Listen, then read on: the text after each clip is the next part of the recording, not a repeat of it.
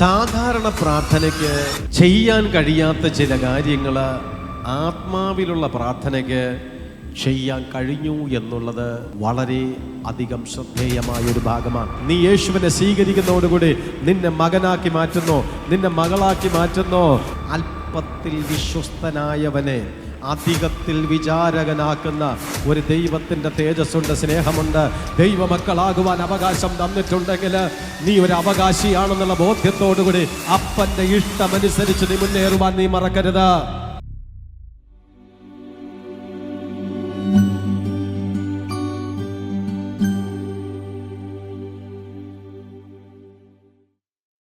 Samuel പ്രവാചകന്റെ 1-ാം പുസ്തകം 1-ാം അധ്യായം 10-ാമത്തെ വാക്യം.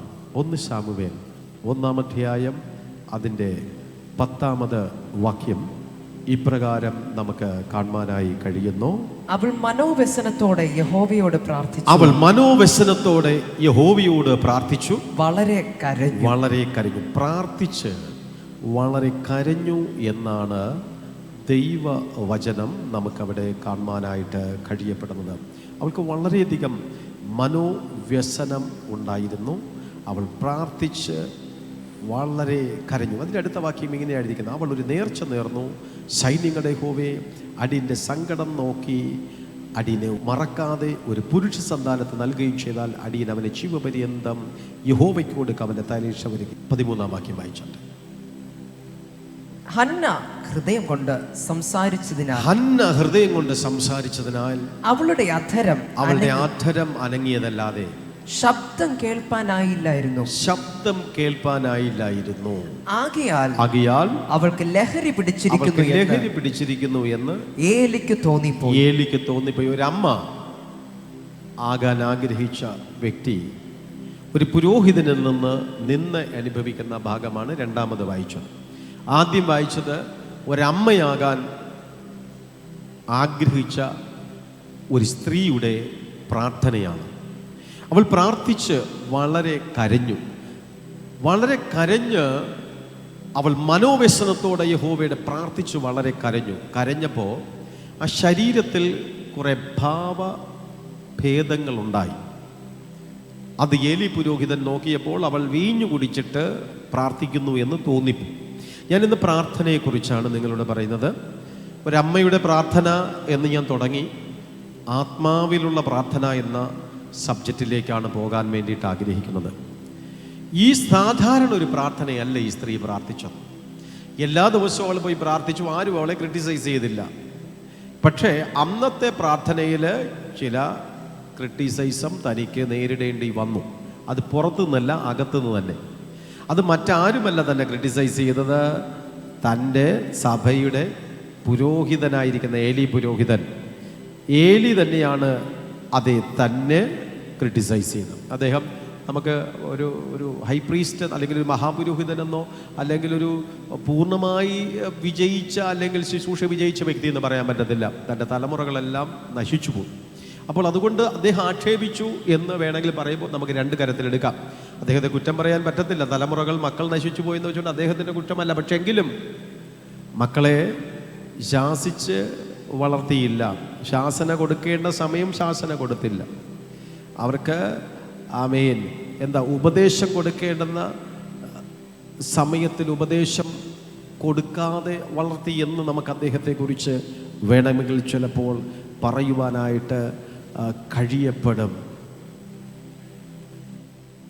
തൻ്റെ മക്കളെ താൻ ശ്രദ്ധിച്ചില്ല. തൻ്റെ മക്കളെ ദർശനം കൊടുത്തില്ല, കാഴ്ചപ്പാട് കൊടുത്തില്ല, ലക്ഷ്യം കൊടുത്തില്ല. അവരെ ഒരുപക്ഷെ വിദ്യാഭ്യാസത്തിൽ മാത്രം കോൺസെൻട്രേറ്റ് ചെയ്യിപ്പിച്ചു. അവരെ ഉന്നത ബിരുദാനന്ദ ബിരുദമൊക്കെ എടുക്കണം എന്നുള്ളതിനെ കുറിച്ചായിരുന്നു ആദ്യം. അതെല്ലാം കഴിഞ്ഞതിന് ശേഷം ശുശ്രൂഷയിൽ കൊണ്ടുവരാമെന്ന് വിചാരിച്ചു. ഇപ്പോൾ പഠനം നടക്കട്ടെ. പക്ഷേ ആ പഠനമൊക്കെ കഴിഞ്ഞപ്പോൾ അവർ വഴുതിപ്പോയി. കുഞ്ഞുങ്ങളെല്ലാം വഴിതെറ്റിപ്പോയി. അതുകൊണ്ട് തന്നെ അടുത്ത തലമുറക്കായ്ക്ക് ഒരാളില്ലാണ്ടിരുന്നപ്പോൾ ഒരു സ്ത്രീ ദൈവസന്നിധിയിൽ കരഞ്ഞു, എനിക്കൊരു ആൺകുട്ടിയെ തരികയാണെങ്കിൽ ഞാൻ ദൈവത്തിന് കൊടുക്കാം. ഇവിടെ ഒരു സഭ അനാഥത്വത്തിലേക്ക് പോയിക്കൊണ്ടിരിക്കുന്നു. ഏലി പുരോഹിതൻ്റെ അടുത്ത തലമുറക്കാരനില്ല.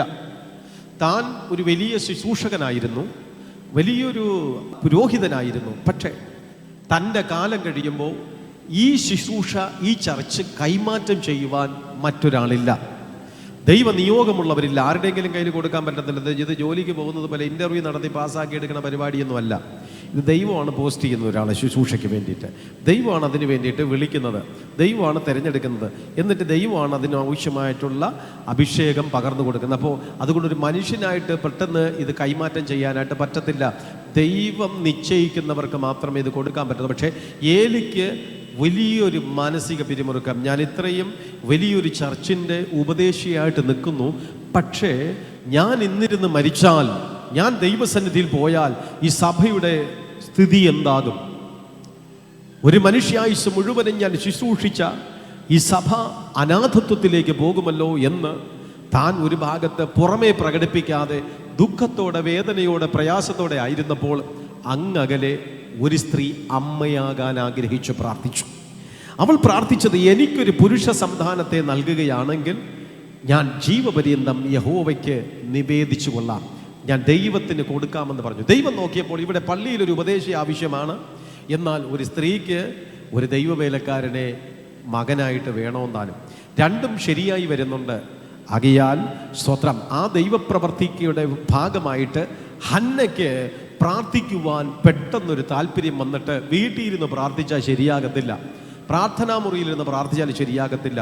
അവൾ നേരെ ഓടി ദൈവത്തിൻ്റെ സന്നിധിയിൽ ചെന്നിട്ട് ആത്മാവിൽ പ്രാർത്ഥിച്ചു. ആത്മാവിൽ അവൾ പ്രാർത്ഥിച്ചു. ആത്മാവിൽ പ്രാർത്ഥിച്ചപ്പോൾ കൈയും കാലും ഒക്കെ അനങ്ങി. ആത്മാവിൽ പ്രാർത്ഥിച്ചപ്പോൾ ചുണ്ടിരുന്ന് കിട വിറച്ചു. ആത്മാവിൽ പ്രാർത്ഥിച്ചപ്പോൾ കണ്ണിരുന്ന് വേറെ ഭാവത്തിലേക്ക് പോയി. ആത്മാവിൽ പ്രാർത്ഥിച്ചപ്പോഴത്തേക്ക് അങ്ങോട്ടും ഇങ്ങോട്ടും ആട്ടമൊക്കെ വന്നു. ആത്മാവിൽ പ്രാർത്ഥിച്ചപ്പോൾ ഹൃദയം മാത്രമല്ല, ശരീരവും നിയന്ത്രിക്കാൻ കഴിയാത്ത വിധത്തിലുള്ളൊരു പ്രാർത്ഥന അനുഭവത്തിലേക്ക് കടന്നു വന്നു. ആകയാൽ പരിശുദ്ധാത്മാവ് മനുഷ്യ ശരീരവും ഒന്നായി തീരുന്ന ആ പ്രത്യേക സമയത്തിന് പറയുന്ന പേരാണ് പരിശുദ്ധാത്മാവിൻ്റെ ഇടപെടൽ. ആത്മാവും ശരീരവും ഒന്നായി തീരണമെങ്കിൽ അവിടെ ആരാധന വെളിപ്പെടണം. സാധാരണ പ്രാർത്ഥനയ്ക്ക് ചെയ്യാൻ കഴിയാത്ത ചില കാര്യങ്ങൾ ആത്മാവിലുള്ള പ്രാർത്ഥനയ്ക്ക് ചെയ്യാൻ കഴിഞ്ഞു എന്നുള്ളത് വളരെ അധികം ശ്രദ്ധേയമായൊരു ഭാഗമാണ്. സ്വാഭാവികമായ പ്രാർത്ഥനകൾ ചില ചെറിയ കാര്യങ്ങളെ ചെയ്യുമ്പോൾ ആത്മാവിലുള്ള പ്രാർത്ഥന വളരെ വലിയ കാര്യങ്ങളെ ചെയ്യും എന്നുള്ളതിന് സംശയമില്ല. പുതിയ നിയമത്തിൽ വളരെയധികം എക്സ്പ്ലനേഷൻ അതിനെക്കുറിച്ച് എഴുതിയിട്ടുണ്ട്. എഫെസ്യർക്ക് എഴുതിയ ലേഖനം 6-ാം അധ്യായം 18-ാമത്തെ വാക്യത്തിലേക്ക് നമ്മൾ കടക്കുന്ന സമയത്തിൽ, എഫെസ്യർക്ക് എഴുതിയ ലേഖനം 6-ാം അധ്യായം അതിൻ്റെ 18-ാമത്തെ വാക്യം, സകല പ്രാർത്ഥനയാലും യാചനയാലും ഏത് നേരത്തും ആത്മാവിൽ പ്രാർത്ഥിച്ചും അതിനായി ജാഗരിച്ചും കൊണ്ട് സകല വിശുദ്ധന്മാർക്കും എനിക്കും വേണ്ടി പ്രാർത്ഥനയിൽ പൂർണ്ണ സ്ഥിരത കാണിപ്പിൻ. ഇത് യുദ്ധക്കളത്തിലെ പ്രാർത്ഥനയാണ്. യുദ്ധം ചെയ്യാൻ വേണ്ടിയിട്ട് ദൈവം തൻ്റെ സഭയെ വേർതിരിച്ചപ്പോൾ അവർക്ക് കൊടുത്തിരിക്കുന്ന നിർദ്ദേശം, ദൈവം തൻ്റെ ഭക്തന്മാർക്ക് കൊടുക്കുന്ന ഒരായുധമാണ് ആത്മാവിലുള്ള പ്രാർത്ഥന. ഹല്ലേലൂയാ. നിങ്ങളിപ്പോൾ രഹസ്യ പ്രാർത്ഥന നടത്തിക്കൊണ്ടിരിക്കുകയാണെങ്കിൽ, നിങ്ങളിപ്പോൾ സഭയുടെ പ്രാർത്ഥന നടത്തിക്കൊണ്ടിരിക്കുകയാണെങ്കിൽ നിങ്ങൾ ഉറങ്ങാൻ സാധ്യതയുണ്ട്. കാരണം എന്താണ്? എന്തുകൊണ്ടാണ് ഉറങ്ങാൻ സാധ്യത? കാരണം യുദ്ധക്കളത്തിലാണ്. ആ യുദ്ധത്തിൽ നിങ്ങളെ ഉറക്കിക്കളയുക എന്നുള്ളതാണ് ഏറ്റവും അധികം പിശാചിൻ്റെ വലിയ സൂത്രമെന്ന് പറയുന്നത്, ഏറ്റവും വലിയ തന്ത്രമെന്ന് പറയുന്നത് അവരെ ഉറക്കിക്കളയുക. ശിംശോൻ ഒരല്പം ഉറക്കപ്രിയനായിരുന്നു. അവനെ ഉറക്കി. അവൻ ഭയങ്കര ശക്തനായിരുന്നു. അവൻ വളരെ ശക്തനായ അഭിഷിക്തനായിരുന്നു. അവനെക്കുറിച്ച് നോക്കുകയാണ് എങ്കിൽ എന്താ അവൻ്റെ പ്രത്യേകത എന്ന് ചോദിച്ചു കഴിഞ്ഞാലോട്ട്, അവൻ മതിലിനെ ചാടിക്കടക്കുകയല്ല ചെയ്തത്. ദാവീദിനെ പോലെയുള്ളവർ ചാടിക്കടന്നപ്പോൾ അത് ശിംശോൻ കടന്നു വന്ന് ആ കട്ടളവാതിലും ആ ഗേറ്റും എല്ലാം കൂടെ പിഴുതെടുത്ത് മാറ്റി വെച്ചിട്ട് അകത്തേക്ക്. അത്രത്തോളം ശക്തനായിരിക്കുന്ന അഭിഷിക്തനായിരുന്നു. പക്ഷേ അവന് ഉറങ്ങാൻ പാടില്ലാത്തടത്ത് ചെന്ന് അവൻ ഉറങ്ങി. അവൻ എപ്പോൾ അവൻ ഉറങ്ങിയോ അപ്പോൾ മുതൽ അവൻ്റെ ശക്തി ക്ഷയിക്കാൻ തുടങ്ങി. അവൻ്റെ മേലുള്ളൊരു പവർ ക്ഷയിപ്പിക്കാൻ തുടങ്ങി. അപ്പോൾ പഴയ കാലഘട്ടത്തിൽ തന്നെ പിശാചിന് നന്നായിട്ടറിയാം. പത്രോസ് എന്ന് പറയുന്ന അഭിഷിക്തനെ ദൈവം വിളിച്ചു വേർതിരിച്ചു. കർത്താവ് പ്രാർത്ഥിക്കാൻ വേണ്ടിയിട്ട് പറഞ്ഞു. പ്രാർത്ഥിക്കാൻ പറഞ്ഞ സമയത്ത് സൈത്താൻ കടന്നു വന്നതിനെ ഗോതമ്പ് പാറ്റുന്നത് പോലെ പാറ്റാൻ വേണ്ടി അനുവാദം ചോദിച്ചപ്പോൾ കർത്താവ് കൊടുക്കാത്തതിൻ്റെ വാശിക്ക് ഇവനെ ഉറക്കി. അപ്പോൾ അറിയാം, എവിടെയും പിശാചിന് ജയിക്കണമെങ്കിൽ ഒരു മനുഷ്യനെ ഉറക്കിയാലേ കഴിയപ്പെടത്തേയുള്ളൂ. യുത്തിക്കോസ് ദൈവത്തിൻ്റെ വചനം കേട്ടുകൊണ്ടിരുന്നു. ആമേൻ. കേട്ടത് ഉയർന്ന സ്ഥലത്തിരുന്നാണ് കേട്ടുകൊണ്ടിരുന്നത്. പക്ഷെ അവിടെ ഇരുന്നായിരുന്നു. നിങ്ങൾ യുത്തിക്കോസിനെ മറന്നു പോരും, നിങ്ങൾ ഉറങ്ങില്ല. പക്ഷേ ആ ഉയർന്ന സ്ഥലത്ത് നിങ്ങൾ ഇരിക്കും പോലെ ബാൽക്കണിയിലാണ് ഇരുന്നത്. പക്ഷെ അവിടെ ഇരുന്ന് പുള്ളി ഉയർന്നു, പുള്ളി താഴെ വീണെന്നാണ് എഴുതിയിരിക്കുന്നത്. ഹല്ലേലൂയാ, ഹല്ലേലൂയാ. വീണ്ടും തീർന്നില്ലല്ലോ. യോന കപ്പലിൻ്റെ അടിത്തട്ടിൽ കിടന്നുറങ്ങി. അടിത്തട്ടിൽ കിടന്നുറങ്ങിയ സമയത്തിലേക്ക് അവിടെയുള്ള ആൾക്കാരെല്ലാവരും കൂടി അവനെ എടുത്തുകൊണ്ട് വന്ന് കടലിൽ കൊണ്ടിട്ടപ്പോൾ ഒരു വാളിനെ തകർക്കാൻ പറ്റിയ ആയുധമെന്ന് പറയുന്നത് അവനെ ഉറക്കിക്കളയുക. അപ്പോൾ എന്ത് ചെയ്യും? അവൻ സാധാരണ പ്രാർത്ഥനകളിൽ പിശാച് പോരാടുന്നത് ആ വ്യക്തികളെ ഉറക്കിക്കളയുക. അതുകൊണ്ടാണ് ഞാൻ പറഞ്ഞത്, കുറേ കൂടെ ഉറക്കം, കുറേ കൂടെ നിദ്ര, നിന്റെ ദാരിദ്ര്യം പഴന്തുണി പോലെ വന്ന് കയറട്ടെ. ഉറക്കപ്രിയന്മാർക്ക് എല്ലാം ദാരിദ്ര്യം മാറൂല. ഞാൻ അതിൻ്റെ ഉറക്കമല്ല ഇന്നത്തെ സബ്ജക്റ്റ്, ഞാൻ അങ്ങോട്ട് കടക്കുന്നില്ല. അപ്പോൾ ആത്മാവിലുള്ള പ്രാർത്ഥനയ്ക്ക് പ്രത്യേകതയുണ്ട്. ആ വ്യക്തിയെ ഉറക്കാൻ പറ്റത്തില്ല. ഒന്ന് കൈയടിച്ച് ദൈവത്തിൻ്റെ സ്തോത്രം പറഞ്ഞാട്ടെ. ആമേൻ. കൈയടിച്ചാട്ടെ. യേശുവിൻ്റെ നാമത്തിൽ, യേശുവിൻ്റെ നാമത്തിൽ, യേശുവിൻ്റെ നാമത്തിൽ, യേശുവിൻ്റെ നാമത്തിൽ. ആമേൻ. ഈ ഉറക്കം വരുന്നത് ആത്മശക്തി ഇല്ലാത്തവർക്കല്ല, ആത്മശക്തി ഉള്ളവർക്കാണ് ഏറ്റവും കൂടുതൽ ഉറക്കം. ആ കാലഘട്ടത്തിൽ ഏറ്റവും വലിയ ആത്മശക്തി ഉള്ളത് പത്രോസിനായിരുന്നു ഏറ്റവും വലിയ ആത്മശക്തി ഉണ്ടായിരുന്നത്. ശിഷ്യന്മാരിൽ കൂടെ കൊണ്ടുവന്ന് സഭ സ്ഥാപിക്കുവാൻ വേണ്ടിയിട്ട് ദൈവം ട്രെയിനിങ് കൊടുത്ത് അഭിഷേകം കൊടുത്ത് ആക്കി വെച്ച ഭക്തനോട് പറഞ്ഞു, ഉറങ്ങരുത്, ഉണർന്നിരുന്ന് പ്രാർത്ഥിക്കാൻ വേണ്ടിയിട്ട് പറഞ്ഞു. പക്ഷെ അവൻ സുഖമായിട്ട് കിടന്ന് കൂർക്കം വലിച്ച് കിടന്ന് ഉറങ്ങി. അപ്പം നിങ്ങൾ ചോദിക്കും, ദൈവദാസന്മാർക്കൊന്ന് ഉറങ്ങണ്ടേ? ഉറങ്ങണം. ഉറങ്ങേണ്ട സമയം ഉറങ്ങണം. ഉണർന്നിരിക്കേണ്ട സമയം എന്ത് ചെയ്യണം? ഉണർന്നിരിക്കണം. ഇതേ പത്രോസ് രണ്ട് പടയാളികളുടെ മധ്യത്തിൽ അവൻ കിടന്ന് ഉറങ്ങി. എപ്പോഴെന്നറിയാവോ? യാക്കോബിനെ വാൾ കൊണ്ട് വെട്ടി കൊന്നതിന് ശേഷം അടുത്ത് പുള്ളിക്കാരനെ അറസ്റ്റ് ചെയ്തിട്ട് പറഞ്ഞു, നാളെ ഇത്ര മണിക്ക് യവൻ്റെ തല അങ്ങ് വെട്ടിയേരെന്ന് പറഞ്ഞു. സ്തോത്രം. റോമൻ സാമ്രാജ്യത്തിൻ്റെതായിട്ടുള്ള ഉത്തരവ് കടന്നു വന്ന സമയത്തിലേക്ക് ഇവനെ പോലീസുകാർ വന്ന് അറസ്റ്റ് ചെയ്ത് ലോക്കപ്പിനകത്തിട്ട് പൂട്ടിയെടുത്ത് കൊണ്ടുപോയി 2 പേര് കാവലിൽ നിൽക്കുകയാണ്. 2 പടയാളികൾ നിൽക്കുന്ന സമയത്തിലേക്ക്, 2 പടയാളികളുടെ മധ്യത്തിൽ പിറ്റേ ദിവസത്തിലേക്ക് ഇവന് മരണശിക്ഷ വിധിച്ചിരിക്കുന്ന സമയത്തിലേക്ക് ഒരു വ്യക്തിക്ക് പോലും ഉറങ്ങാനായിട്ട് കഴിയത്തില്ല. പക്ഷേ ദൈവത്തിൻ്റെ അനുഗ്രഹം ആത്മാവിൽ പ്രാർത്ഥിക്കുന്ന ദൈവ പൈതലിന് അങ്ങനെയുള്ള സ്ഥലത്ത് അവന് ഉറങ്ങാൻ കൊടുത്തു. അവൻ സുഖമായിട്ട് കിടന്നുറങ്ങി. എന്ന് പറഞ്ഞാൽ പ്രശ്നങ്ങൾ നിന്നെ തൊടത്തില്ല. കടബാധ്യത ഉണ്ട് എങ്കിലും, കഷ്ടമുണ്ട് എങ്കിലും, രോഗമുണ്ട് എങ്കിലും നിനക്കൊരു സുഖമായിട്ടൊരു ഉറക്കം തരുന്നത്, ഉറങ്ങേണ്ട സമയം ഉറക്കം തരുന്നത് അത് ദൈവത്തിൻ്റെ കൃപയുടെ പ്രത്യേകതയാണ്. സ്തോത്രം. ബൈബിൾ എഴുതിയിരിക്കുന്നു, ഏത് സകല പ്രാർത്ഥനയാലും യാചനയാലും ഏത് നേരത്തും ആത്മാവിൽ പ്രാർത്ഥിച്ചും അതിനായി ജാഗരിക്കും. ഞാൻ ഒരിക്കൽ കൂടി പറയട്ടെ, ഫൈറ്റ് ചെയ്തുള്ള പ്രാർത്ഥന, പടപൊരുതിയുള്ള പ്രാർത്ഥന, ദേശങ്ങൾക്ക് വേണ്ടി പ്രാർത്ഥിക്കുക, കുടുംബങ്ങൾക്ക് വേണ്ടി പ്രാർത്ഥിക്കുക. ഈ പ്രാർത്ഥനകളെ കുറിച്ച് നമ്മൾ നോക്കുന്ന സമയത്തിൽ അവിടെ നാം ചെയ്യേണ്ടത് ആത്മാവിലുള്ള പ്രാർത്ഥനയാണ്. എസ്തേറിനെ കുറിച്ച് നമുക്കറിയാം. എസ്തേറിൻ്റെ പുസ്തകം 1-ാം അധ്യായം 1-ാം വാക്യത്തിൽ അതിനകത്ത് ഹിന്ദു ദേശത്തെക്കുറിച്ച് ബൈബിൾ എഴുതിയിരിക്കുന്നത് നിങ്ങൾക്ക് എല്ലാവർക്കും വ്യക്തമായിട്ട് അറിയാമായിരിക്കുന്ന ഭാഗങ്ങളായിരിക്കും എന്ന് ഞാൻ വ്യക്തമായിട്ട് മനസ്സിലാക്കുന്നുണ്ട്. അപ്പോൾ അവിടെ ഒരു പ്രാർത്ഥന രൂപപ്പെട്ട് വന്നത് ദൈവവചനത്തിൻ്റെ അടിസ്ഥാനത്തിൽ നമുക്ക് കാണുവാനായിട്ട് കഴിയപ്പെടുന്നു. എസ്തേറിൻ്റെ പുസ്തകം 1-ാം അധ്യായം 1-ാം വാക്യം, അഹശ്വേരോശിൻ്റെ കാലത്ത് ഹിന്ദു ദേശം മുതൽ കൂശ് വരെ 127 സംസ്ഥാനങ്ങൾ വാണ അഹശ്വേരോശ് ഇവൻ തന്നെ. ആ കാലത്ത് അഹശ്വേരോശ് രാജാവ് ശൂഷൻ രാജധാനിയിൽ തൻ്റെ രാജാസനത്തിലിരിക്കുമ്പോൾ തൻ്റെ വാഴ്ചയുടെ 3-ാം ആണ്ടിൽ തൻ്റെ സകല ഭൃത്യന്മാർക്കും ഒരു വിരുന്ന് കഴിച്ച് താഴ്ചയിലെയും മേദ്യയിലെ സേനാധിപന്മാരും പ്രഭുക്കന്മാരും സ്ഥാനാപതികളും അവൻ്റെ സന്നിധിയിലുണ്ടായിരുന്നു. വലിയൊരു മീറ്റിംഗ് നടക്കുകയാണ്. ആ മീറ്റിങ്ങിനെ കുറിച്ച് നമ്മൾ നോക്കുന്ന സമയത്തിൽ എവിടെയാണ്? ഹിന്ദു രാജ്യത്തിൽ. ഇന്ത്യയെക്കുറിച്ചാണ് അത് എഴുതിയിരിക്കുന്നത്. ബൈബിളിൽ ഒരേ ഒരു സ്ഥലത്ത് മാത്രമേ ഇന്ത്യയെക്കുറിച്ച് എഴുതിയിട്ടുള്ളൂ. അത് എസ്തേറിൻ്റെ പുസ്തകം 1-ാം അധ്യായത്തിലാണ് അതിനെക്കുറിച്ച് എഴുതിയിരിക്കുന്നത്. Praise the Lord. ആകയാൽ അവിടെ വലിയൊരു മീറ്റിംഗ് എല്ലാം നടന്നിട്ട് ഒരു ബില്ല് പാസ്സായി. ആ ബില്ല് വേറെ ഒന്നുമല്ല, ആ രാജ്യത്തിലെ യഹൂദന്മാരെ മുഴുവനും കൊന്നൊടുക്കണം. പക്ഷേ ഇത് അഹശ്വേരോശ് രാജാവ് അഥവാ പ്രസിഡന്റിന്റെ അപ്രൂവൽ വേണം, പ്രസിഡന്റ് ഒപ്പിടണം, എങ്കിലേ മന്ത്രിയായിരിക്കുന്ന ഹാമാൻ ഇത് ചെയ്യാൻ പറ്റത്തേയുള്ളൂ. അപ്പോൾ പ്രധാനമന്ത്രിയായിരിക്കപ്പെടുന്ന ഹാമാൻ അഹശ്വേരോശ് ആകപ്പെടുന്ന പ്രസിഡന്റിന്റെ അടുക്കലേക്ക് ഒരുപാട് ഭരണപരിഷ്കാരത്തിൻ്റെതായിട്ടുള്ള ഫയലുകൾ ഇങ്ങനെ വെച്ചു കൊടുത്തു. നോക്കിയപ്പോൾ അഹശ്വേരോശ് രാജാവ് നോക്കിയപ്പോൾ എൻ്റെ മന്ത്രി ഹാമാൻ കൊള്ളാമല്ലോ, അവൻ ഒരുപാട് കാര്യം പാലം വയ്ക്കുന്നുണ്ട്, അത് പിന്നെ വലിയ വലിയ സാമ്പത്തിക സഹായങ്ങൾ കൊടുക്കുന്നുണ്ട്, സ്ത്രീ ശാക്തീകരണം കാര്യങ്ങളെല്ലാം നടത്തുന്നുണ്ട്, അങ്ങനെ തുടങ്ങി 100 ഭരണപരിഷ്കാരങ്ങൾ ഇങ്ങനെ ചെയ്ത് വരുന്നു. ഇവൻ കൊള്ളാം, ഇവൻ ബുദ്ധിമാനാണ്, നല്ല മെടുക്കനാണ് എന്ന് പറഞ്ഞുകൊണ്ട് അദ്ദേഹം കൊണ്ടുവരുന്ന ഫയലുകളെല്ലാം ഒപ്പിട്ടു. പക്ഷെ ആ ഫയലിൻ്റെ ഇടയിൽ ഒരു ബില്ല് കൂടെ വെച്ചു കൊടുത്തു. യഹൂദന്മാരെ മുഴുവനും നമ്മുടെ രാജ്യത്തിൽ നിന്ന് നിഗ്രഹിക്കണം. നമ്മുടെ രാജ്യത്തിൽ യഹൂദന്മാരൊന്നും വേണ്ട. പ്രത്യേകിച്ച് ആദ്യം മൊർദെഖായി എന്ന് പറയുന്ന എസ്തേറിൻ്റെ വളർത്തച്ഛൻ, സ്തോത്രം, അവനെ തൂക്കിലിടണം. ഈ ഹാമാൻ ചെന്നൊരു തൂക്കുകയറെല്ലാം ഉണ്ടാക്കി വെച്ച് ബില്ലെല്ലാം പാസ്സാക്കിയെടുത്തു.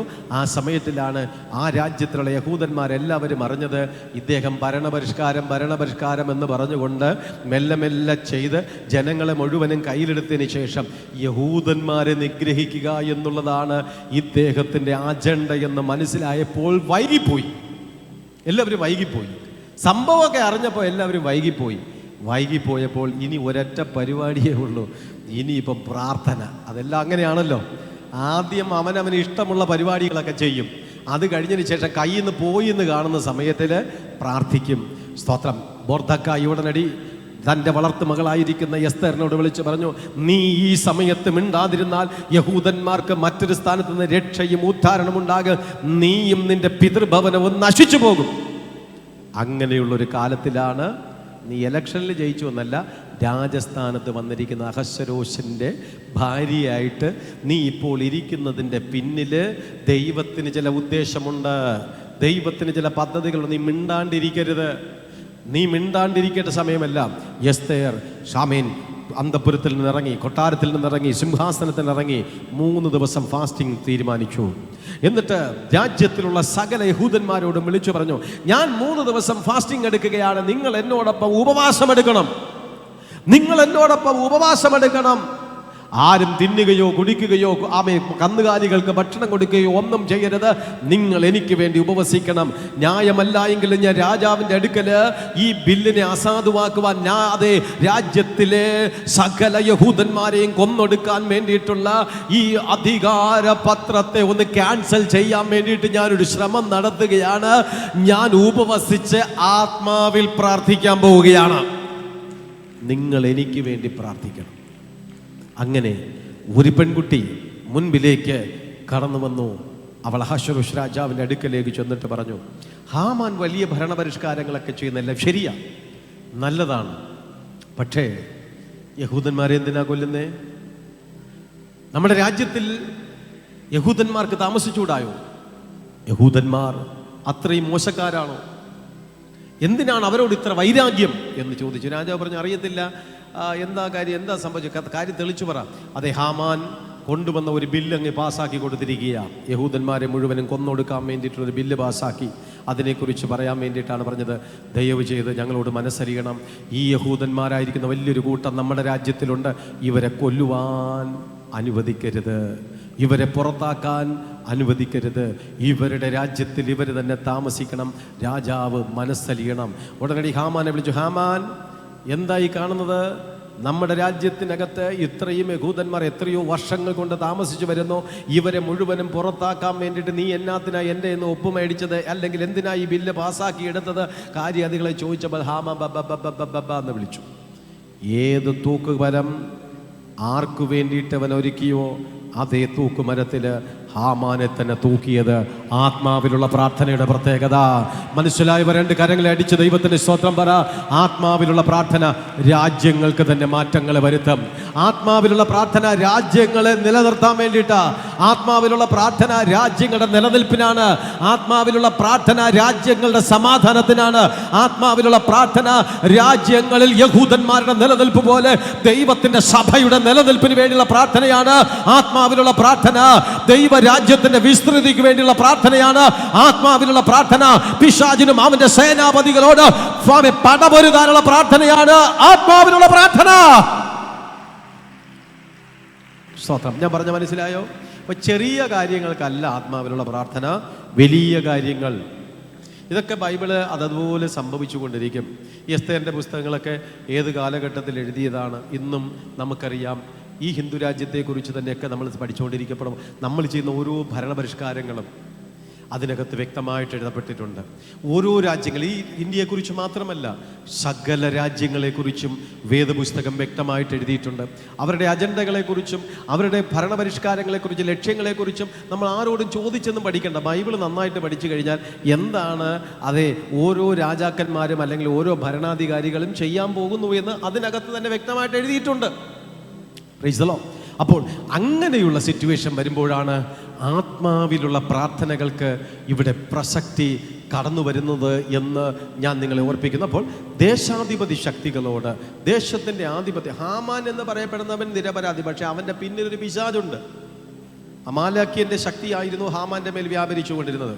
അപ്പോൾ അമാലേക്യന് യഹൂദനെ നശിപ്പിക്കണം, നിഗ്രഹിക്കണം. അപ്പോൾ പിശാചുക്കളുടെ ഒരു തന്ത്രമാണ്. അതിന് മനുഷ്യനെ അവൻ കയ്യിലെടുക്കുന്നു, അതിന് മനുഷ്യരെ അവൻ ഉപയോഗിക്കുന്നു എന്നുള്ളതാണ്. അപ്പോൾ അതുപോലെ തന്നെയാണ് ചില ദേശങ്ങളെ, ചില കുടുംബങ്ങളെ, ചില സഭകളെ തകർക്കുവാൻ പൈശാചിക ശക്തികൾ പലപ്പോഴും പല വ്യക്തികളെയും പല സമൂഹത്തെയും കയ്യിലെടുക്കുന്ന സമയത്തിൽ സഭയുടെ ആത്മാവിലുള്ള പ്രാർത്ഥന അവിടെ വിജയത്തെ കരസ്ഥമാക്കുവാൻ മുഖാന്തരമാകും. മനസ്സിലായവർ എന്ന് കൈയടിച്ച്, തോൽക്കാനല്ല വന്നത്, നിങ്ങൾ ജയിക്കാനാണ് വന്നത്. തോൽക്കാനല്ല, നിങ്ങൾ ജയിക്കാനാണ് വന്നത്. ഇനി ആത്മാവിലുള്ള പ്രാർത്ഥന എന്ന് പറയുമ്പോൾ നമ്മൾ കൈയടിക്കുന്നത് മാത്രം കൊണ്ട് ആത്മാവിലുള്ള പ്രാർത്ഥന എന്നും പറയാൻ പറ്റത്തില്ല. നമ്മൾ ഹല്ലേലൂയ പറയുന്നു എന്ന് വെച്ചുകൊണ്ട് ആത്മാവിലുള്ള പ്രാർത്ഥന ആകത്തില്ല. സഭയിൽ ഒരുമിച്ചിരുന്ന് പ്രാർത്ഥിച്ചത് കൊണ്ട് അതിന് ആത്മാവിലുള്ള പ്രാർത്ഥന ആകത്തേയില്ല. ആത്മാവിലുള്ള പ്രാർത്ഥന എന്ന് പറഞ്ഞു കഴിഞ്ഞാൽ അതിന് നമ്മൾ അങ്ങനെ ഒരാൾ ചെയ്യണമെങ്കിൽ, എങ്ങനെയെങ്കിലും ചെയ്യാൻ പറ്റത്തില്ല. ആത്മാവിൽ ഒരാൾക്ക് പ്രാർത്ഥിക്കാൻ കഴിയണമെങ്കിൽ ആ വ്യക്തി ഒന്നാമത് ചെയ്യേണ്ടുന്ന കാര്യം, ആ വ്യക്തി അഭിഷേകം പ്രാപിച്ചിരിക്കണം. യെസ്, അഭിഷേകമുള്ളവന് മാത്രമേ ആത്മാവിൽ പ്രാർത്ഥിക്കാൻ കഴിയത്തുള്ളൂ. കൈയടിച്ചു പറഞ്ഞാട്ടെ, അഭിഷേകമുള്ളവന് മാത്രമേ ആത്മാവിൽ പ്രാർത്ഥിക്കാൻ കഴിയത്തുള്ളൂ. അഭിഷേകമുള്ളവന് മാത്രമേ ആത്മാവിൽ പ്രാർത്ഥിക്കാൻ കഴിയത്തുള്ളൂ. അഭിഷേകമുള്ളവന് മാത്രമേ ആത്മാവിൽ പ്രാർത്ഥിക്കാൻ കഴിയത്തുള്ളൂ. അഭിഷേകമുള്ളവർക്ക് ആമേൻ, നന്ദിയോടെ ദൈവത്തിന് നന്ദി അർപ്പിക്കുക. അഭിഷേകമുള്ളവന്റെ ജോലിയാണ് ആത്മാവിൽ പ്രാർത്ഥിക്കുക. അഭിഷേകമുള്ളവന്റെ ജോലിയാണ് ആത്മാവിൽ പ്രാർത്ഥിക്കുക.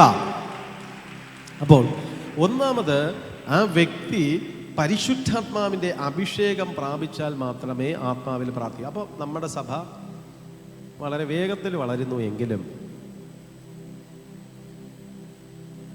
അഭിഷേകത്തെക്കുറിച്ച് കൂടുതൽ അറിയാത്തവരുമുണ്ട്.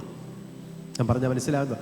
വളർച്ച വേഗത്തിലാണെങ്കിലും അറിവ് വളരെ കുറഞ്ഞവരാണ് പലരും. അഭിഷേകം എന്ന് പറഞ്ഞപ്പോൾ തന്നെ സംഭവം ഒരു പിടിയും കിട്ടാത്തവരും ഈ കൂട്ടത്തിലുണ്ടെന്ന് എനിക്ക് നന്നായിട്ടറിയാം. അഭിഷേകം എന്ന് പറഞ്ഞു കഴിഞ്ഞാൽ ഒരു മനുഷ്യനെ അവൻ്റെ പ്രതിസന്ധി ഘട്ടങ്ങളിൽ അവനെ നിയന്ത്രിക്കപ്പെടുന്ന തൃത്വത്തിൽ മൂന്നാമൻ്റെ ഇടപെടലുകൾക്ക് പറയുന്ന പേരാണ് അഭിഷേകം. അഭിഷേകം, അഭിഷേകം. സ്വത്രം. ഒരു സാധാരണ ഫിലമെന്റിനെ വൈദ്യുതി കടത്തിവിടുന്ന സമയത്തിൽ അത് പ്രകാശിക്കുന്നത് പോലെ ഒരു സാധാരണ മനുഷ്യനിലേക്ക് ഒരു ശക്തി പ്രവഹിക്കുന്ന സമയത്തിൽ ആ വ്യക്തി മറ്റൊരു വ്യക്തിയായി പ്രതിസന്ധികളെ ജയിക്കുവാന്ന ഒരു ഉരുക്ക് മനുഷ്യനായിട്ട് തീരത്തക്ക വിധത്തിൽ അവനെ പണിയുന്ന ആ വൈദ്യുതിയുടെ പേരാണ് പരിശുദ്ധാത്മാവ് അഥവാ തൃത്വത്തിൽ മൂന്നാമൻ. ഇന്ന് അതിനു വേണ്ടിയിട്ട് എല്ലാവരും ആഗ്രഹിക്കണം. അപ്പോൾ ആത്മാവിൽ പ്രാർത്ഥിക്കണമെങ്കിൽ അഭിഷേകത്തെ പ്രാപിക്കണം. ഈ അഭിഷേകം കിട്ടണമെങ്കിൽ നമ്മൾ എന്ത് ചെയ്യണം? യോഹന്നാൻ സുവിശേഷം 1-12 അവനെ കൈക്കൊണ്ട് അവൻ്റെ നാമത്തിൽ വിശ്വസിക്കുന്ന ഏവനും ദൈവമക്കളാകുവാൻ അവൻ അധികാരം കൊടുത്തു. ഒന്ന്, അവനെ കൈക്കൊള്ളണം. അഭിഷേകം നമുക്ക് ലഭിക്കണമെങ്കിൽ ക്രിസ്തുവിനെ നമ്മൾ അംഗീകരിക്കണം. അംഗീകരിച്ച് അവൻ്റെ മകനാകാനും മകളാകാനും നമ്മൾ ആഗ്രഹിക്കണം. വിശ്വസിക്കുന്ന ഏവർക്കും ദൈവമക്കളാകുവാൻ അവൻ അധികാരം കൊടുത്തു. അപ്പോൾ ഇവിടെ പെട്ടെന്ന് ലോകത്തിൽ ഒരാളും ചെയ്യാത്തൊരു കാര്യമാണ് മകനായി മകളായി അംഗീകരിക്കുക. യേശുവിനെ ഒരു വ്യക്തി കൈക്കൊള്ളുന്നതോടുകൂടി ആ വ്യക്തി യേശുവിൻ്റെ മകനാകുന്നു, യേശുവിൻ്റെ മകളാകുന്നു. അപ്പോൾ ആ പുത്രത്വം ആ വ്യക്തിക്ക് അതോടുകൂടി ലഭിക്കുന്ന ഈ ലോകത്തിൽ ആരും തരാത്തതാണ്. ആരും അംഗീകരിക്കത്തില്ല. മകനായിട്ടും മകളായിട്ടും സ്തോത്രം അംഗീകരിക്കത്തേയില്ല. പക്ഷേ യേശുവിൻ്റെ പ്രത്യേകതയാണ്, നീ യേശുവിനെ സ്വീകരിക്കുന്നതോടുകൂടി നിന്നെ മകനാക്കി മാറ്റുന്നു, നിന്നെ മകളാക്കി മാറ്റുന്നു, നിന്റെ കുടുംബത്തിലെ ഒരു അംഗമാക്കി മാറ്റുന്നു. അങ്ങനെയാണ് എങ്കിൽ അപ്പനുള്ളതിൻ്റെ സകലത്തിൻ്റെ അവകാശി മക്കളാണ്. ഈ അപ്പൻ്റെ കയ്യിൽ എന്തൊക്കെ നന്മകളുണ്ടോ ആ നന്മകൾ മുഴുവനും ഈ മക്കളായിരിക്കുന്ന ഓരോരുത്തർക്കും അവകാശമാക്കുവാനായിട്ട് കഴിയും. സ്തോത്രം. മറക്കരുത്, എന്നും ദാരിദ്ര്യം നോക്കുമെന്ന് പറഞ്ഞുകൊണ്ട് നടക്കരുത്. അതെടുത്ത് ഉപയോഗിക്കാനുള്ള പക്വതയായി കഴിഞ്ഞാൽ നീ മകനാണെങ്കിൽ നിനക്ക് കിട്ടും. Praise the Lord, praise the Lord. എന്തെങ്കിലും നമുക്ക് കിട്ടും. ഞാനിത് ഒരു കോൾഡസ് മൈക്കൊക്കെ പിടിച്ച് ഈ വിധത്തിലേക്ക് നിൽക്കുന്നു. ഞാൻ അവൻ്റെ മകനായതുകൊണ്ട് അപ്പനുള്ളതൊക്കെ എനിക്ക് വേണ്ടി തരുന്നു. ഞാനിവിടെ വെറുതെ ഇരിക്കുകയില്ല. ഞാൻ കർത്താവിന് അപ്പന് വേണ്ടിയിട്ട് ഇങ്ങനെ ജോലി ചെയ്യുന്നതുകൊണ്ട് ആയുധങ്ങളെല്ലാം എനിക്ക് കൃത്യമായിട്ട് തന്നുകൊണ്ടിരിക്കുന്നു. ആയുധങ്ങളെല്ലാം കൃത്യമായിട്ട് തന്നുകൊണ്ടേയിരിക്കുന്നു. ആയുധങ്ങളെല്ലാം കൃത്യമായിട്ട് തന്നു. നിങ്ങളും അത് ഉപയോഗിക്കാനുള്ള പക്വതയാകുമ്പോൾ, ആദ്യം എനിക്ക് തന്നില്ല, കാരണം കർത്താവിനറിയാം ഇത് പ്രാരംഭത്തിലെ തന്നു കഴിഞ്ഞാലിട്ട് ഈ സംഭവങ്ങളും സെറ്റപ്പുകളൊക്കെ തന്നു കഴിഞ്ഞാലിട്ട് ഇവൻ മലക്കം മറിയും. പ്രൈസ് ദി ലോർഡ് അല്ലേ? മലക്കം മറിയും. അതിന് നല്ല ചൊല്ലുകളൊക്കെ ഉണ്ടല്ലോ അല്ലേ?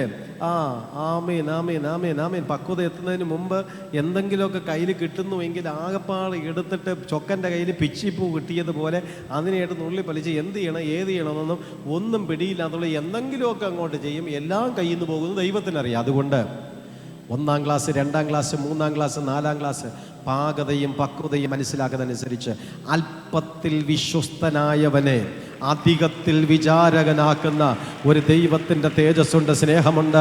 നീ മകനാകുന്നതോടുകൂടി എല്ലാം തരത്തില്ല.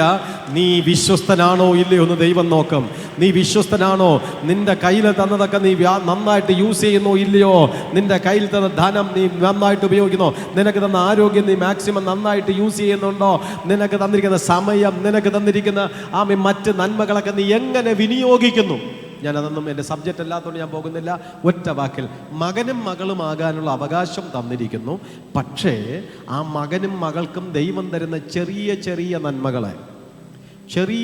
നന്മകളെ എങ്ങനെ യൂസ് ചെയ്യുന്നു? ഫോർ എക്സാമ്പിൾ, സ്തോത്രം, നിലവിളിയോടെ അടിയും തൊഴിയോടുകൂടി പ്രയട്ടവരിലേക്ക് കടന്നു വരുന്നു. ആമേൻ.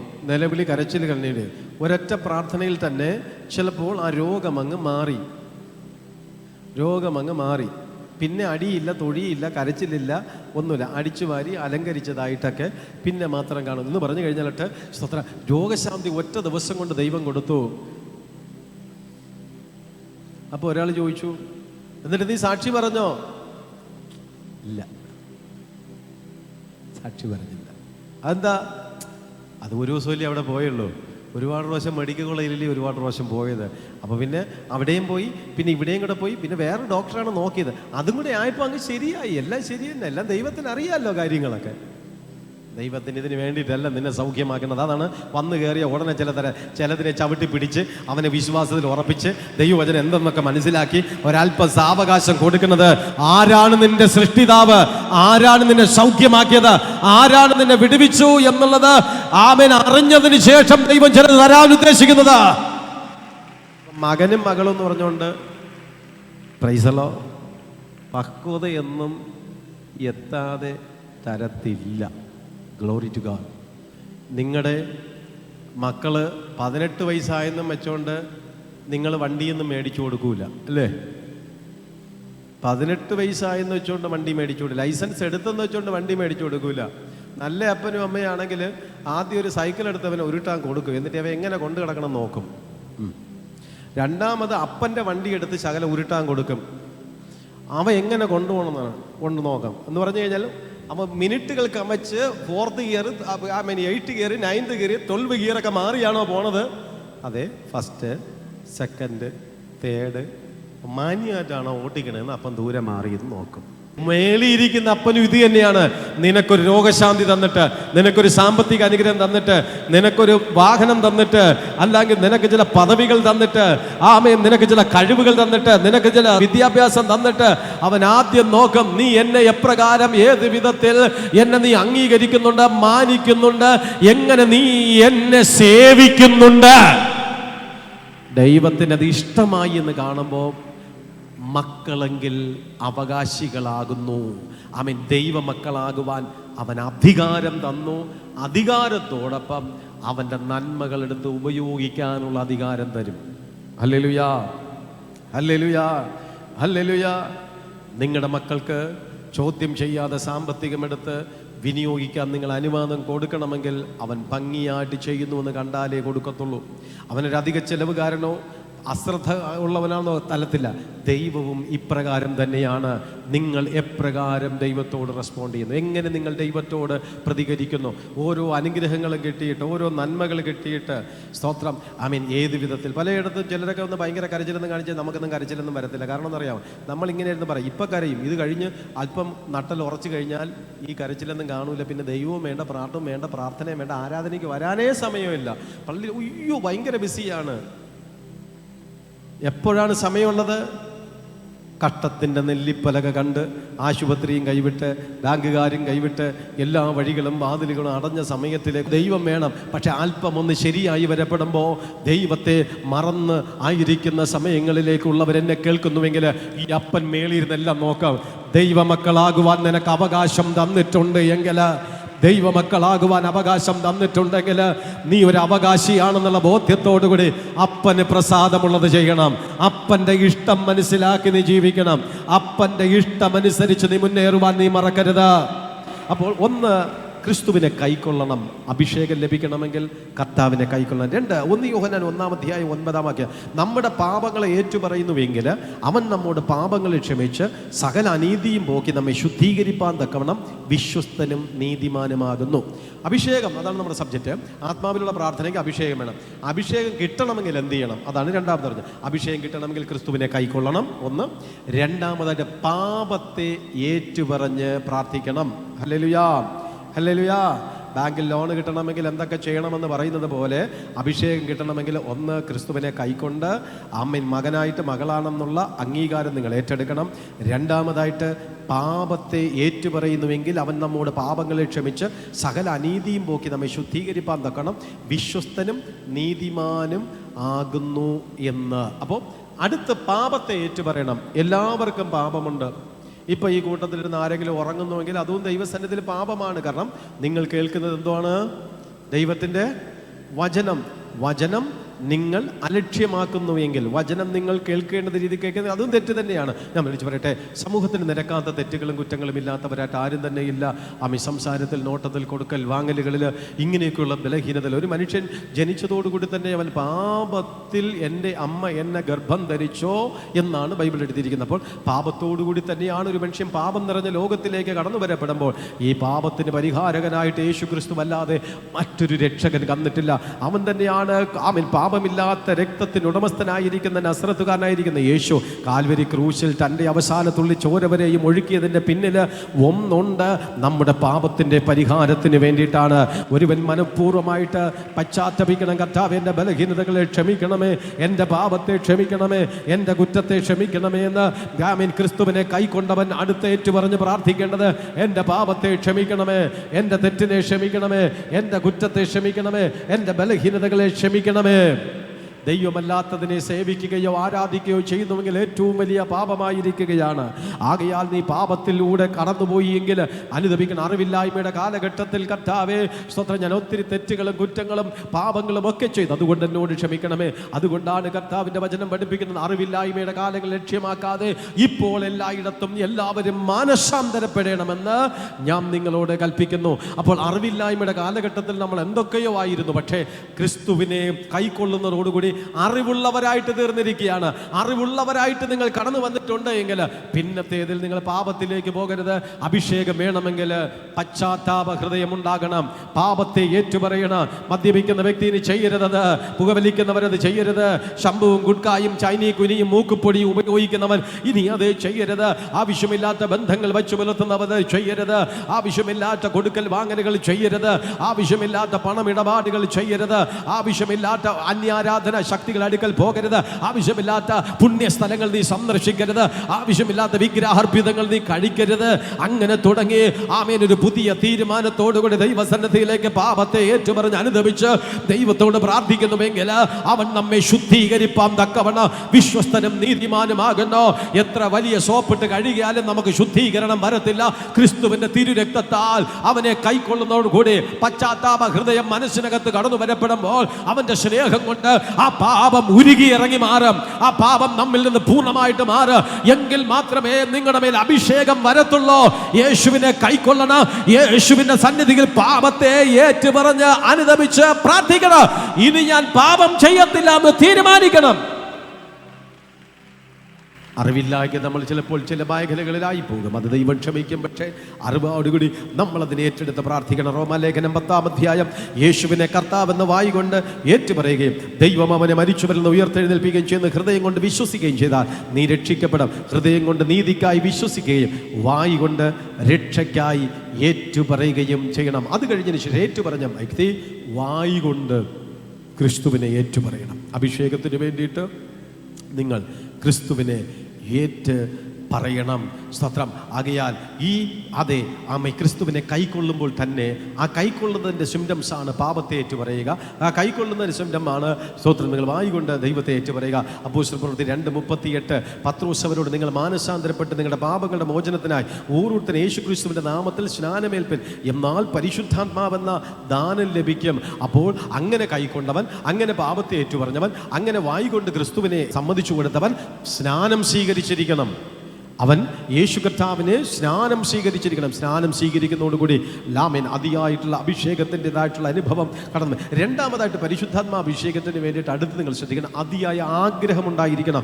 യോഹന്നാൻ സുവിശേഷം 7-ാം അധ്യായം 37 മുതൽ നമ്മൾ വായിക്കുമ്പോൾ ഉത്സവത്തിൻ്റെ മഹാദിനമായ ഒടുക്കത്തെ നാളിൽ യേശു നിന്നുകൊണ്ട് ദാഹിക്കുന്നവനെല്ലാം എൻ്റെ അടുക്കൽ വന്ന് കുടിക്കട്ടെ, എന്നിൽ വിശ്വസിക്കുന്നവൻ്റെ ഉള്ളിൽ നിന്ന് തിരുവെഴുത്ത് പറയുന്നത് പോലെ ജീവജല നദികൾ ഒഴുകും എന്ന് വിളിച്ചു പറഞ്ഞോ. അവന് തന്നിൽ വിശ്വസിക്കുവാൻ ലഭിക്കാൻ ആത്മാവിനെ കുറിച്ചാകുന്നു പറഞ്ഞത്. യേശു വന്ന് തേജസ്കരിക്കപ്പെട്ടില്ലായകയാൽ ആത്മാവ് വന്നിട്ടില്ല. അപ്പോൾ ദാഹിക്കുന്നവൻ വന്ന് കുടിക്കട്ടെ. പരിശുദ്ധാത്മാവ് കൊടുക്കുന്ന സമയത്ത് യേശു പറഞ്ഞത് ദാഹിക്കുന്നവൻ വരട്ടെ. ഒന്ന്, നമുക്ക് കർത്താവിൻ്റെ സന്നിധിയിൽ അവനെ കൈക്കൊള്ളണം, അഥവാ മാനസാന്തരപ്പെടണം. 2, അവനെ നമ്മൾ എന്ത് ചെയ്യണം? അതെ, ദാഹമുണ്ടായിരുന്നു. അഭിഷേകത്തിന് വേണ്ടി ദാഹിക്കണം. പരിശുദ്ധാത്മ കിട്ടണമെങ്കിൽ ദാഹമുണ്ടായിരിക്കണം. അതിയാരാ കിട്ടണമെങ്കിൽ കൊണ്ടുപോകാം, കിട്ടാൻ സാധ്യതയൊന്നുമില്ല. കിട്ടണം, എനിക്ക് വേണം, ഈ ശക്തി എനിക്ക് വേണം. എൻ്റെ വീട്ടിൽ കറണ്ട് വേണം, കറണ്ട് വേണം, കറണ്ട് വേണം എന്ന് പറയും പോലെ ഈ ശക്തി എനിക്ക് വേണം, ഈ അഭിഷേകം എനിക്ക് വേണം. എങ്കിലേ ആത്മാവിൽ പ്രാർത്ഥിക്കാൻ കഴിയത്തുള്ളൂ. ഈ അഭിഷേകമുള്ളവന് മാത്രമേ ആത്മാവിൽ പ്രാർത്ഥിക്കാനായിട്ട് കഴിയത്തുള്ളൂ എന്നുള്ളതിനെക്കുറിച്ച് ആമേൻ ദൈവത്തിൻ്റെ വചനത്തിനകത്ത് നമുക്ക് കാണുവാനായിട്ട് കഴിയണം. മൂന്നാമതായിട്ട് ആ വ്യക്തിയെ സമർപ്പിക്കണം. പൂർണ്ണമായി സമ്പൂർണ്ണമായി സമർപ്പിക്കണം. റോമാലേഖനം 12-ാം അധ്യായം 1 മുതൽ സഹോദരന്മാരെ, ഞാൻ ദൈവത്തിൻ്റെ മനസ്സലിവ് ഓർപ്പിച്ച് നിങ്ങളെ പ്രബോധിപ്പിക്കുന്നത്, നിങ്ങൾ ബുദ്ധിയുള്ള ആരാധന നിങ്ങളുടെ ശരീരങ്ങളെ ജീവനും വിശുദ്ധിയും ദൈവത്തിന് പ്രസാദമുള്ള യാഗമായി അർപ്പിപ്പിൻ, ഈ ലോകത്തിന് രൂപാകസ്മരണം. അപ്പോൾ സമർപ്പിക്കണം. ഞാൻ പറഞ്ഞ് അവസാനിപ്പിക്കട്ടെ. സമർപ്പിക്കണം, ദാഹിക്കണം. എന്താ സങ്കീർത്തനം 42:1 ഇങ്ങനെ എഴുതിയിരിക്കുന്നു, മാൻ നീർത്തോടുകളിലേക്ക് ചെല്ലുവാൻ കാംക്ഷിക്കുന്ന പോലെ എൻ്റെ ആത്മാവ് നിന്നോട് ചേരുവാൻ കാംക്ഷിക്കുന്നു. എൻ്റെ ആത്മാവ് ദൈവത്തിനായി, ജീവനുള്ള ദൈവത്തിനായി തന്നെ ദാഹിക്കുന്നു. ഞാൻ എപ്പോൾ ദൈവസന്നിധിയിൽ ചെല്ലുവാൻ. ഒരു ദാഹം നമ്മുടെ ഉള്ളിനകത്ത്. അത് കഴിഞ്ഞാൽ ഉടനടി നാം സമർപ്പിക്കണം, പൂർണ്ണമായി നമ്മൾ സമർപ്പിക്കണം. അടുത്ത 4-ാമതായിട്ട് നമ്മൾ ചെയ്യേണ്ടത് പ്രാർത്ഥിക്കുന്നവരാകണം. ലൂക്കോസ് സുവിശേഷം 11-ാം അധ്യായം 13-ാം വാക്യത്തിൽ, അങ്ങനെ ദോഷികളായ നിങ്ങൾ നിങ്ങളുടെ മക്കൾക്ക് നല്ല ദാനങ്ങളെ കൊടുപ്പാൻ അറിയുന്നു എങ്കിൽ സ്വർഗസ്ഥനായ പിതാവ് തന്നോട് യാചിക്കുന്നവർക്ക് പരിശുദ്ധാത്മാവിനെ എത്രയധികം കൊടുക്കും. പരിശുദ്ധാത്മാവിനെ എത്രയധികം കൊടുക്കുമെന്നാണ് എഴുതിയിരിക്കുന്നത്. അപ്പോൾ എന്ത് ചെയ്യണം? മാനസാന്തരപ്പെട്ടിരിക്കപ്പെടണം ഒരു വ്യക്തി. ആ വ്യക്തി അതിയായി ദാഹിച്ചിരിക്കണം പരിശുദ്ധാത്മാവിന് വേണ്ടിയിട്ട്. ആ വ്യക്തി പൂർണ്ണമായി സമർപ്പിച്ചിരിക്കണം. അതോടനുബന്ധിച്ച് ആ വ്യക്തിയെ സംബന്ധിച്ചിടത്തോളം ദൈവസന്നിധിയിൽ പ്രാർത്ഥിക്കണം. അഭിഷേകം കിട്ടണം. ഇന്ന് മുതൽ ആത്മാവിൽ പ്രാർത്ഥിക്കാൻ ആഗ്രഹിക്കുന്ന വ്യക്തികൾ നിങ്ങളുടെ പ്രാർത്ഥനാ മുറിക്കൊക്കെ ഒരു സെൻറ്റൻസ് ആരംഭിച്ചോ, എനിക്കും വേണം പരിശുദ്ധാത്മാവ്, എനിക്കും വേണം പരിശുദ്ധാത്മാവ്. കാരണം എപ്പോഴും ബന്ധനം കയറുമ്പോഴത്തേക്ക് ഞങ്ങൾ ഒന്നീ പ്രേട്ടവരിൽ പോകണം, അല്ലെങ്കിൽ ദൈവദാസന്മാരുടെ അടുക്കൽ പോകണം. കർത്താവേ, ഈ സാത്താന്മാർ ഇനി എന്നെ ഉപദ്രവിക്കാതിരിക്കണമെങ്കിൽ ആത്മാവിലുള്ള പ്രാർത്ഥന എനിക്ക് വേണമെന്നാണ് ഞാൻ മനസ്സിലാക്കുന്നത്. അങ്ങനെയാണെങ്കിൽ ഇനി മറ്റുള്ളവരുടെ സഹായമില്ലാതെ എനിക്ക് തന്നെ ഒന്ന് ഫൈറ്റ് ചെയ്ത് ജയിക്കണം. എനിക്ക് തന്നെ പ്രാർത്ഥനയിൽ പടപൊരുതി ജയിക്കണം. എനിക്ക് തന്നെ എൻ്റെ ജീവിതത്തിൽ വിജയം കരസ്ഥമാക്കണം. ആ നേതൃത്വത്തിൽ 3-ാമൻ പരിശുദ്ധാത്മാവിനായിരിക്കുന്ന പരിശുദ്ധാത്മാവിൻ്റെ അഭിഷേകത്തിന് വേണ്ടി ദൈവസഭ ദാഹിക്കണം. ഹല്ലേലൂയാ. ഒരിക്കൽ കിട്ടിയെന്ന് വെച്ചുകൊണ്ട് അത് മതിയെന്നും പറഞ്ഞുകൊണ്ടിരിക്കരുത്. ഒരിക്കൽ അഭിഷേകം കിട്ടിയെങ്കിൽ അതിനെ വർദ്ധിപ്പിച്ചെടുക്കണം. ചിലരൊക്കെ ഇവിടെ കിടന്ന് പകൽ ഭയങ്കര ചാട്ടവും ബഹളവും കാണിക്കണുണ്ടോ? എന്താണെന്നറിയാമോ? അഭിഷേകത്തെ അവർ വർദ്ധിപ്പിച്ചെടുക്കുകയാണ്. അത് വർദ്ധിപ്പിക്കാനുള്ളതാണ്, അത് ശക്തിപ്പെടാനുള്ളതാണ്. നാം ആ ശക്തിയെ മേടിച്ചിട്ട് വെറുതെ ഇരിക്കുകയല്ല, ആ അഭിഷേകത്തെ നമ്മൾ മേടിച്ചിട്ട് ശക്തിപ്പെടണം. അങ്ങനെയുള്ളവർക്ക് മാത്രമേ ആത്മാവിൽ പ്രാർത്ഥിക്കാൻ കഴിയത്തുള്ളൂ. അങ്ങനെയുള്ളവർക്ക് മാത്രമേ ആത്മാവിൽ പടപൊരുതി ജയിക്കാനായി കഴിയത്തുള്ളൂ. ഇന്നലെ വരെ പിശാച് നിങ്ങളെ ഭയപ്പെടുത്തിയെങ്കിൽ, ഓലപ്പാമ്പ് കാണിച്ച് നിങ്ങളെ പേടിപ്പിച്ചുവെങ്കിൽ, ഇന്ന് മുതൽ നിങ്ങളിലൊരു ആയുധം വേണം. നിങ്ങൾക്ക് കാറുണ്ട്, വീടുണ്ട്, പോരാ, അഭിഷേകത്തിലുള്ള പ്രാർത്ഥനയാകുന്ന ആയുധം കൂടെ വേണം. നിങ്ങളുടെ വീട്ടിലെ വലിയൊരു സമ്പത്താണ് ആത്മാവിലുള്ള പ്രാർത്ഥന. പ്രതിസന്ധികൾ കടന്നു കയറപ്പെടുമ്പോൾ, പ്രതികൂലങ്ങൾ കടന്നു കയറപ്പെടുന്ന സമയത്തിലേക്ക് ആ ദുഷ്ടശക്തികളോട് ഫൈറ്റ് ചെയ്ത് ജയിക്കുവാനായിട്ട് നിനക്ക് കഴിയണം. പടപൊരുതി ജയിക്കുവാനായിട്ട് നിനക്ക് കഴിയണം.